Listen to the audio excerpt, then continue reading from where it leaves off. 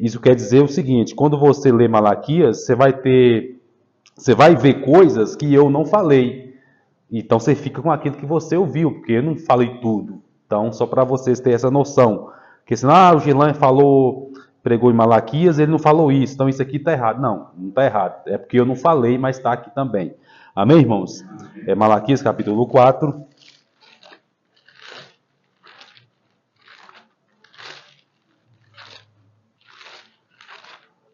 Versículo de número 1. Diz assim, meus irmãos: Pois eis que vem o dia e arde como fornalha. Todos os soberbos e os que cometem perversidade serão como restolho. O dia que vem os abrasará, diz o Senhor dos Exércitos. De sorte que não lhes deixará nem raiz nem ramo. Mas para vós outros que temeis o meu nome, nascerá o sol da justiça, trazendo salvação nas suas asas. Saireis e saltareis como bezerros, soltos na estrebaria. Pisareis os perversos, porque se farão cinzas debaixo da planta dos vossos pés. Naquele dia que preparei, diz o Senhor dos Exércitos. Lembrai-vos da lei de Moisés, meu servo, a qual lhe prescrevi em Horebe, para todo Israel, a saber, estatutos e juízos. Eis que eu enviarei o profeta Elias, antes que venha o grande e terrível dia do Senhor. Ele converterá o coração dos pais aos filhos e o coração dos filhos aos seus pais, para que eu não venha e fira a terra com maldição. Oremos, meus irmãos. Querido Deus e soberano Pai, eis a sua palavra, meu Deus, que é viva e eficaz. E nós pedimos ao Senhor nesse momento que abra os olhos do nosso entendimento, nos dê a graça para compreender, que o Senhor fale através do texto, através de nós, para que nós possamos tirar lições, edificação para as nossas vidas. Que o nome do Senhor seja glorificado. Que o Senhor Jesus esteja no centro da nossa atenção nesse momento. Em nome dele, de Jesus. Amém. Glória a Deus. Irmãos, dando continuidade, semana passada nós terminamos o capítulo 3. E lembra que eu fiz aquela observação que nos originais não tem nem capítulo 1, nem 2, nem 3. Não se divide em capítulo, é um assunto só. E os capítulos, os versículos são colocados bem depois mesmo, e que facilita a nossa leitura. E nem sempre o assunto termina quando termina o capítulo. Então, às vezes, você está lendo o capítulo 2, aí termina o capítulo 2, aí você acabou. Só que o capítulo 3 é a continuação do 2, e você interrompe a leitura porque pensa que já esgotou ali. É o caso do capítulo 3 para o capítulo 4. Não tem interrupção aqui. É a sequência. Então, quando eu li do versículo 1, eu estou apenas seguindo o último versículo do capítulo 3, que é o versículo 18, que fala assim: Então vereis outra vez a diferença do justo e do perverso, entre o que serve a Deus e o que não serve. Aí vem, pois aquele dia vem ardendo como fornalha, percebe? Então, antes disso aqui, depois do Senhor ter falado tudo aquilo que nós já mencionamos, diz que havia aqueles que temiam a Deus, falavam uns para os outros, e o Senhor os ouvia, e havia um memorial diante de Deus, porque o Senhor sabe, vai mostrar outra vez a diferença daquele que serve a Deus e daquele que não serve a Deus. Na semana passada eu falei que essa diferença daquele que serve a Deus e daquele que não serve a Deus, aqui neste mundo, nem sempre ela é fácil de separar. Embora o cristão, ele pode ser reconhecido. Uma pessoa não cristã dá para ser reconhecida pelas obras, pelo estilo de vida, mas não é uma ciência exata. Você pode se confundir muito lá fora.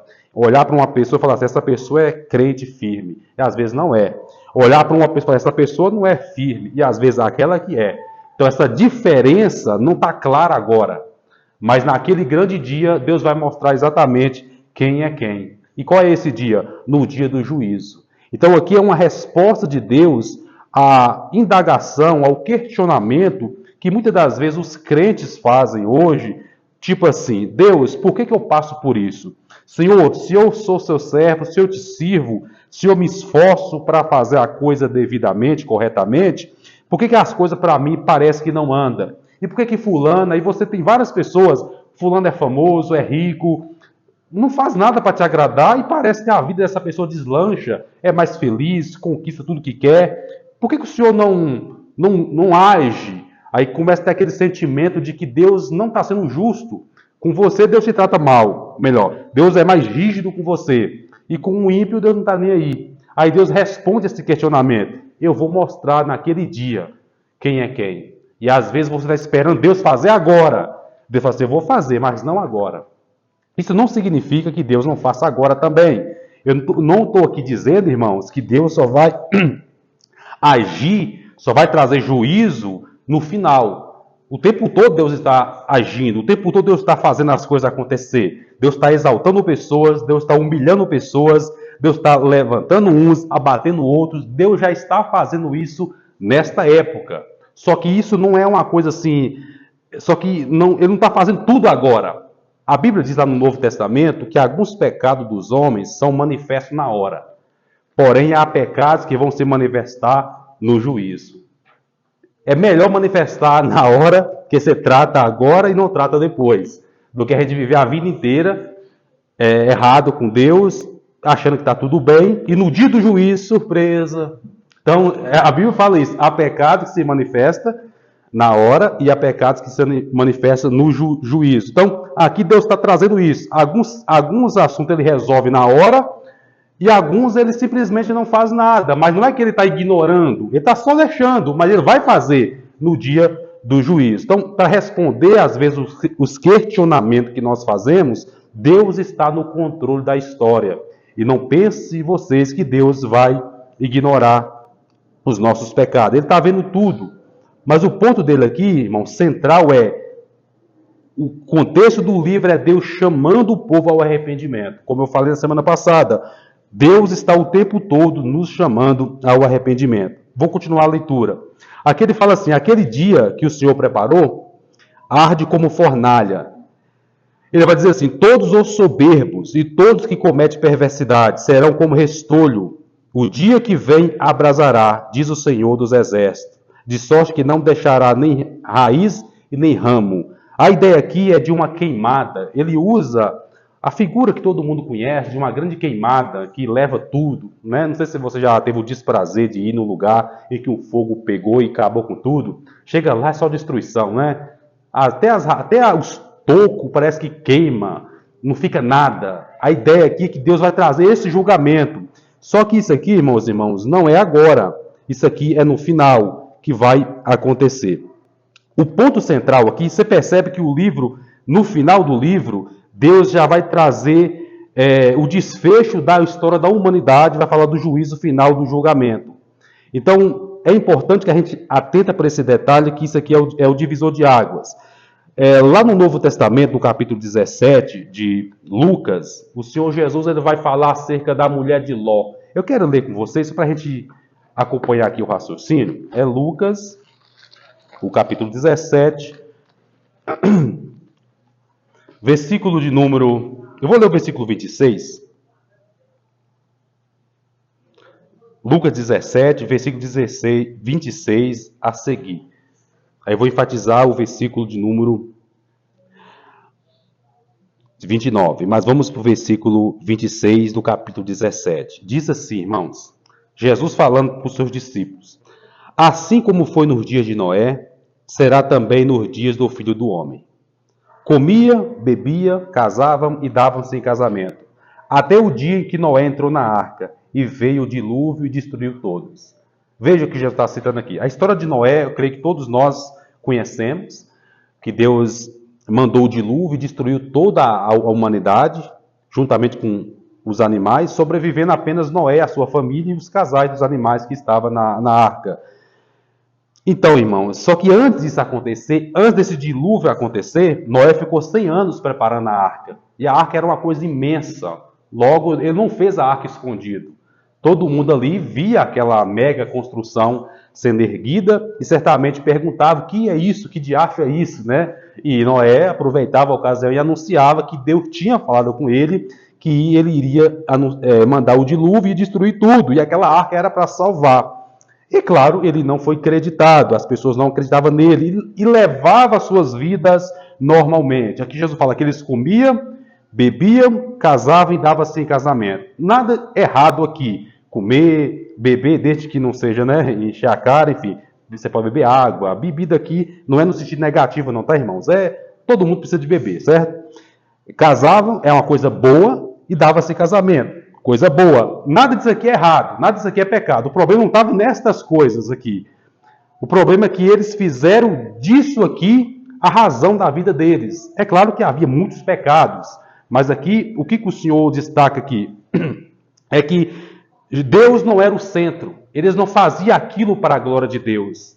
E ele fala, assim vai ser também na vinda de Cristo. Ou seja, as pessoas hoje estão da mesma forma. Come, bebe, casa, dá-se em casamento, vive as suas vidas, sem aquela preocupação, sem levar Deus em conta. Faz tudo para o seu próprio benefício, faz tudo como um fim em si mesmo. Deus não está no centro da vida delas, elas estão levando a vida delas normalmente, felizes, distraídas, vivendo as suas vidas. E aí Jesus vai voltar e vai ser pego de surpresa, assim como foi no dia de Noé. Percebe que a comparação aqui é muito, muito clara? Assim como foi no dia de Noé, quando Noé entrou na arca e veio o dilúvio e destruiu tudo, assim vai ser também a vinda do Filho do Homem. Ou seja, quando Jesus voltar, opa, e agora? É isso que ele está dizendo aqui. Ele continua dizendo, o mesmo aconteceu nos dias de Ló.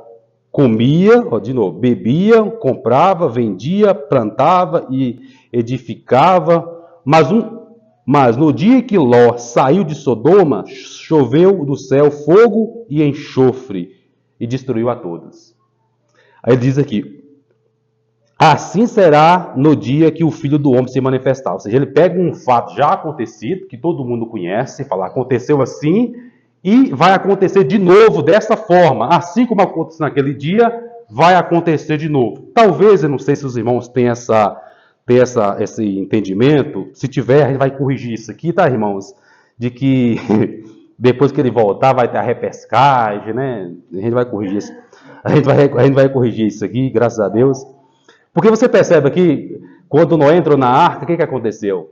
Destruiu. O resto que ficou, morreram. Quem, depois que ficou de fora, sobreviveu? Teve chance? Nenhum.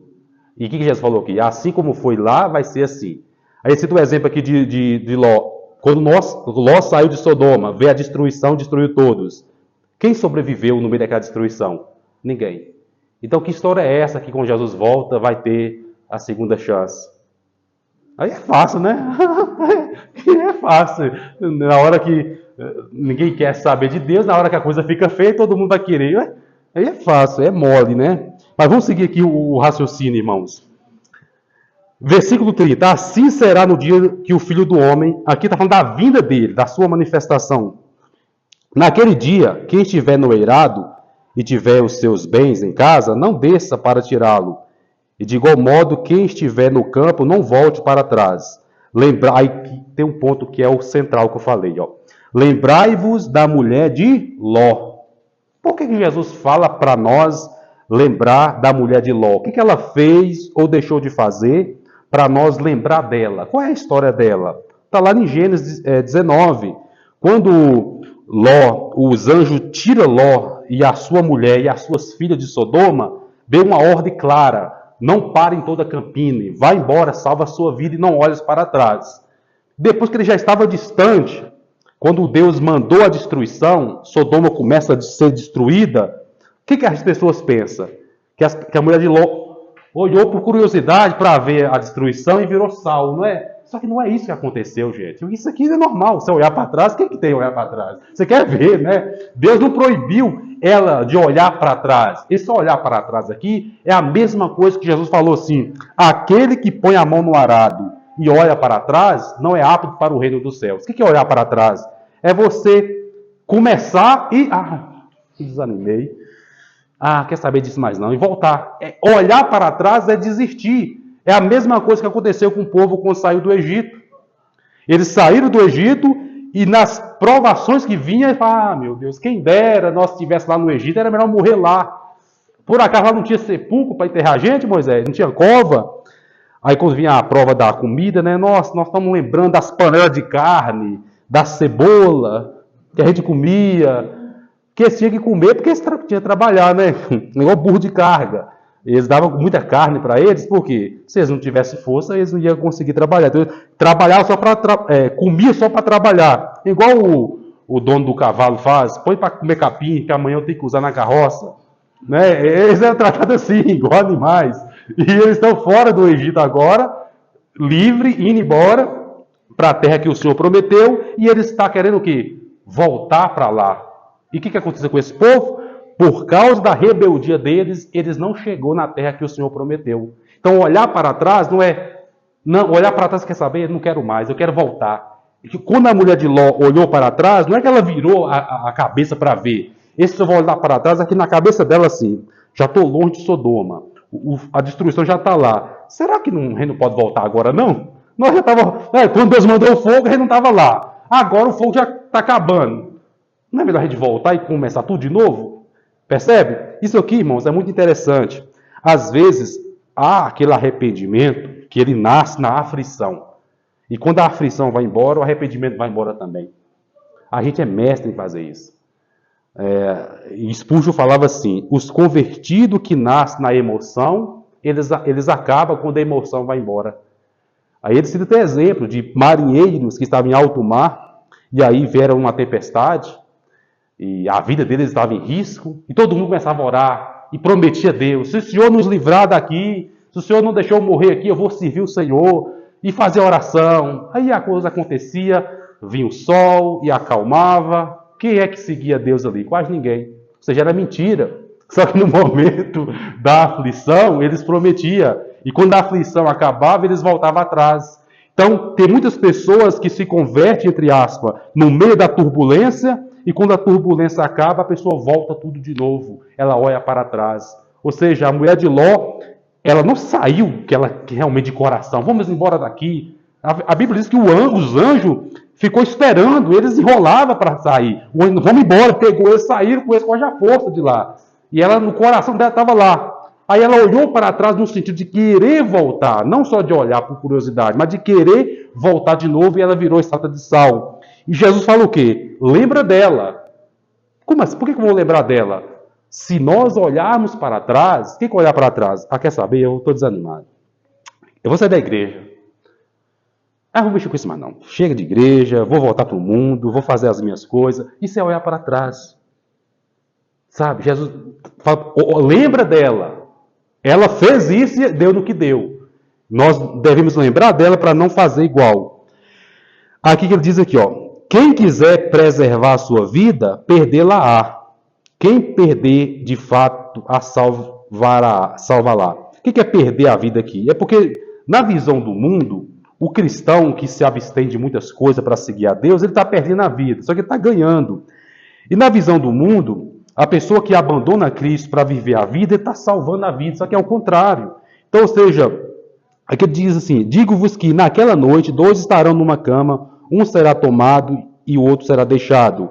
2 mulheres estarão juntas moendo, uma será tomada e deixada a outra. 2 estarão no campo, um será tomado e deixado o outro. Percebe? Aqui está falando da vinda dele. E essa vinda dele aqui, meus irmãos, ele começa dizendo no versículo, como eu já li, no versículo de número 23. E eu dei 2 grandes exemplos. Assim como foi no dia de Noé, assim também como foi no dia de Ló, vai ser na vinda do Filho do Homem. Jesus vai voltar de surpresa, assim como foi a vinda do dilúvio, que não foi uma surpresa porque Noé estava falando que ia acontecer. Assim como não é uma surpresa tanto hoje, porque está todo mundo falando que vai acontecer. Todo mundo prega a vinda de Cristo. Uns pregam de forma mais veemente, outros pregam de forma mais solene. Mas a mensagem do Evangelho hoje, em todas as igrejas que levam a sério, é Jesus vai voltar, não é? A gente já nasce ouvindo essa palavra, Jesus vai voltar. Então, não é um segredo.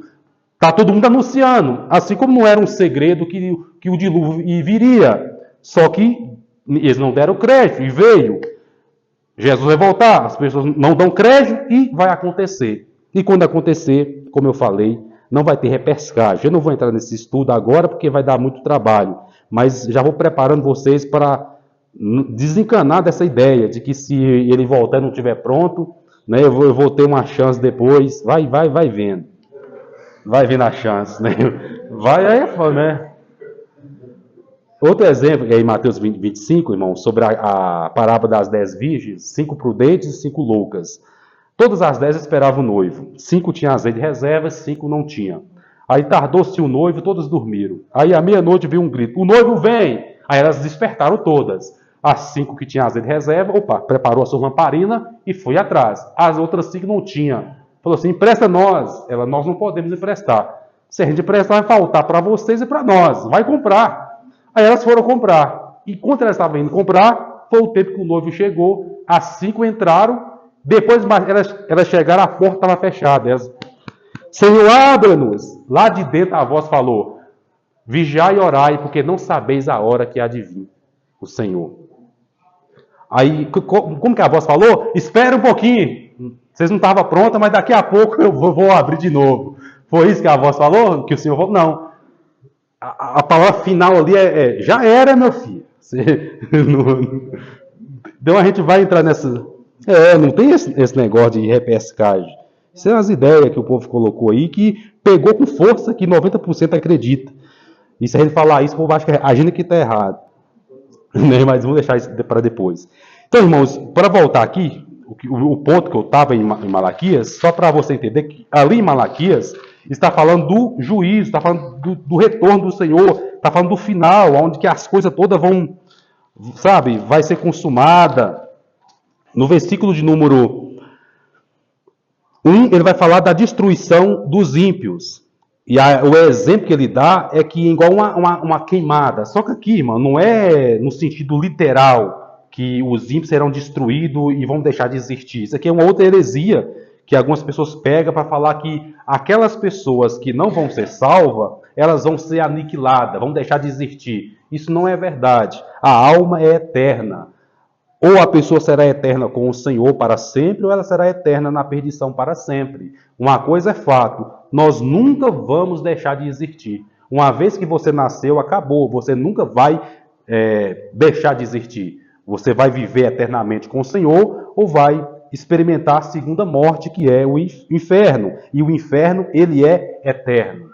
Há uma linha teológica chamada aniquilacionismo, que acredita que Deus não é tão mau assim, a ponto de mandar pessoas para o inferno e elas sofrer a eternidade no inferno e Deus lá. Como é que Deus é esse? Tem gente que leva nessa linha e acaba balançando o coração das pessoas. Mas é mesmo, Deus é tão bom. Como é que Deus vai conseguir viver em paz, sabendo que tem um monte de criatura que ele mesmo fez lá no inferno para sempre? Não faz sentido. Acho que faz mais sentido eu destruir mesmo, acabar com tudo, e a pessoa vai simplesmente viver, ou melhor, é como se ela não tivesse existido. Então ela não vai sofrer. Tem gente que acaba acreditando nisso. Só que isso está errado. Jesus falou que lá o fogo nunca se apaga, o bicho nunca morre. O inferno, ele é eterno, é para sempre. E sabe por quê que ele é eterno e ele é para sempre? Irmãos, é muito simples o raciocínio. A punição, usando aqui o exemplo do cotidiano, a punição do crime é de acordo com o próprio crime. Se o crime for um crime mais leve, a punição é leve, não é? Se for um crime hediondo, uma coisa mais grave, a punição é mais rigorosa. Então, sabe com quem a gente peca? É contra Deus. Deus, ele é infinito. Então, o nosso crime é muito grande. Ele é infinito. Então, o castigo é também infinito. Se a gente acreditar que Deus vai simplesmente aniquilar e vai acabar com o sofrimento do perdido, então nós estamos diminuindo a Deus. Está dizendo que Deus é tão pequeno que pecar contra ele não é nada. É só pecou, Deus lá, destrói, acabou e a pessoa nunca vai sofrer porque ela não existe mais. Agora, isso aí não é verdade. Deus é tão infinito que a sua justiça também é infinita. Então, se Deus é infinitamente santo desse lado, ele é infinitamente santo, justo desse lado, e o castigo eterno a medida exata de quem Deus é. Porque Deus é muito grande, ele é infinito, não tem fim. Ele sendo infinito, o sofrimento também é da mesma proporção, é infinito. Então, quando fala aqui que não vai deixar nem raiz, nem ramo, vai virar cinza, não é no sentido de aniquilar, de acabar, é no sentido de destruir, mas não no sentido da alma da pessoa. Mas para vós outros, aqui já é o contraste. Se no versículo 1 ele menciona os ímpios, no versículo 2 ele fala daqueles que servem a ele. Mas para vós outros que temeis o meu nome, nascerá o sol da justiça. Olha a diferença, irmãos. Trazendo a salvação nas suas asas. Saireis e saltareis como bezerros soltos na estrebaria. Que legal. Ele usa uma outra figura aqui dos salvos. É a ideia de... Vocês não já morou na roça, vocês não sabem o que eu vou falar aqui, né, irmão? Alguns que já morou na roça não sabem. Então, você sabe que a vaca dá o leite, mas o bezerrinho, coitado, tem que mamar também. Só que o que faz? Amarra a vaca e o bezerro separa ele para ele não mamar. Aí o vaqueiro vai lá e tira o leite, porque se deixar o bezerrinho chegar primeiro, ele vai sugar tudo. Aí solta o coitadinho, amarra o coitadinho, tira a mãe dele para tirar o leite da vaca. E o bichinho fica desesperado. Depois, quando solto, tanta alegria o bezerrinho pulando. Ele sai, a ideia aqui é essa. A salvação, o crente vai. Essa alegria é como se fosse bezerro solto, pulando de alegria. Olha a diferença, irmãos. E aqui, lembra do ponto, do versículo 18? Então vereis outra vez a diferença entre o justo e o perverso, entre o que serve a Deus e o que não serve. O que não serve a Deus será como um restolho, como a palha que o fogo vem e lambe tudo. E o que serve a Deus é como o bezerro pulando de alegria. Então essa diferença vai ser notória, vai acontecer, irmãos. Continuando, aí que ele fala, pisareis os perversos, porque se farão cinzas debaixo da planta dos vossos pés. Naquele dia que preparei, diz o Senhor dos Exércitos, lembrai-vos da lei de Moisés, meu servo, a qual prescrevi no Horebe, para todo Israel, a saber, estatutos de juízo. Eis que eu enviarei o profeta Elias. Aqui não é outro ponto que é importante destacar, que Elias já está morto, né? E aqui ele fala, eis que eu vou enviar o profeta Elias. Só que aqui não é Elias. Aqui é João Batista, né? Não é que, então aqui não é encarnação, reencarnação, porque tem gente que pega esse texto e fala assim, reencarnação existe. Por quê? Porque a Bíblia fala que Deus ia enviar o profeta Elias, que já morreu, já tinha sido levado aos céus, num redemoinho, numa carruagem. Só que aqui não é que é o Elias voltando, aqui é João Batista na mesma pisada de Elias. Até as vestes deles eram semelhantes. É o mesmo ministério. E no capítulo 3, que nós mencionamos nas últimas mensagens, é mencionado João Batista de novo, que ele viria na frente, preparando o caminho.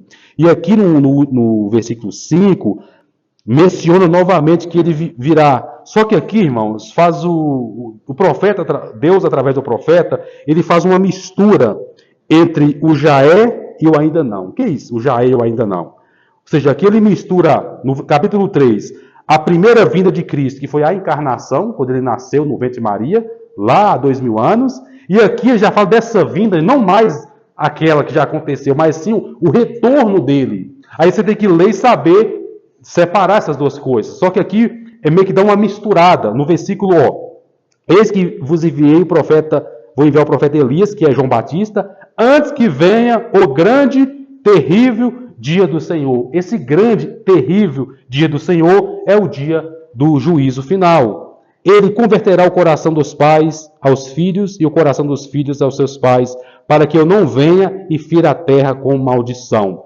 O Antigo Testamento termina com a palavra maldição. E o Novo Testamento termina com a graça do Senhor Jesus seja convosco. Amém. Que é Apocalipse. Olha a diferença, né? Termina para maldição e lá termina assim. Amém, meus irmãos? Vocês compreenderam aqui?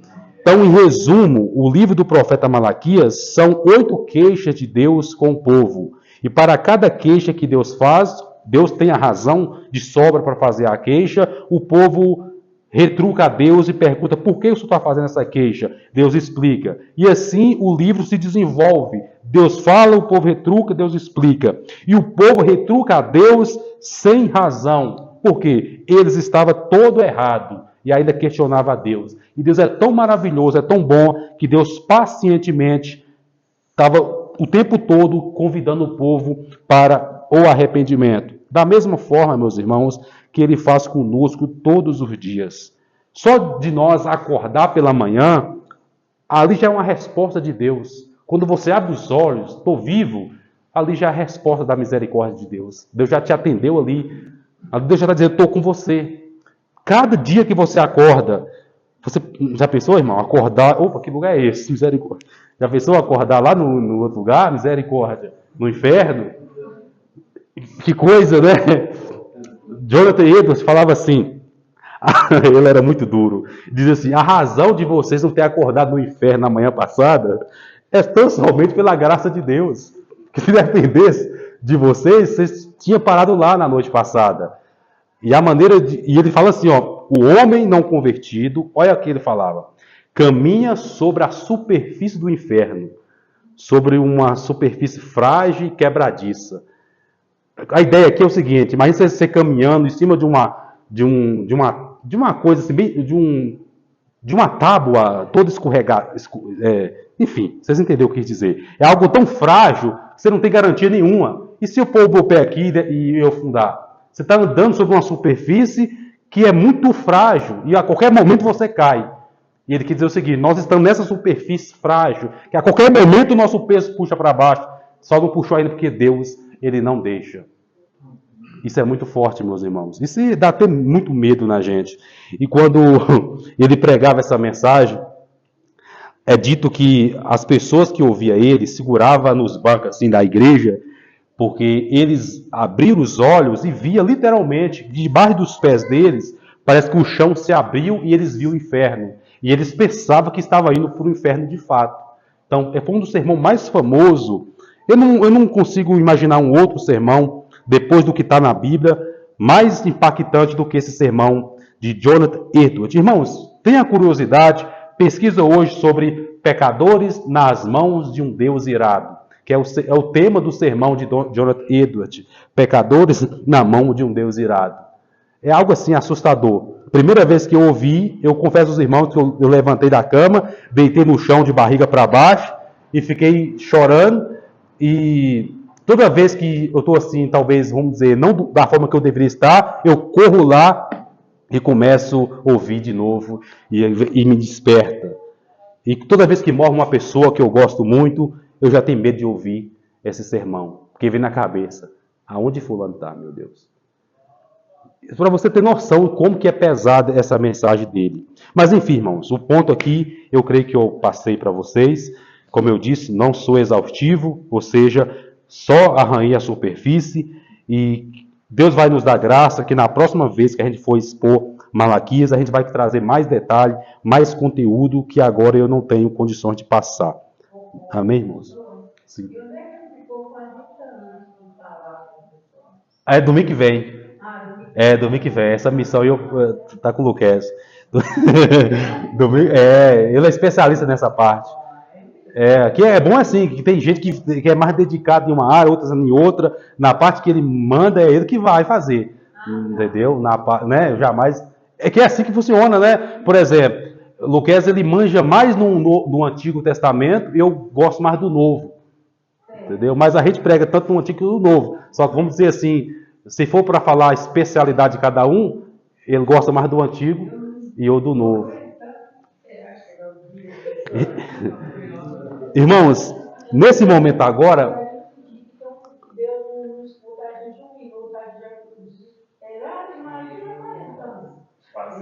É 400 anos. É 400 anos. Passou várias gerações sem a voz profética.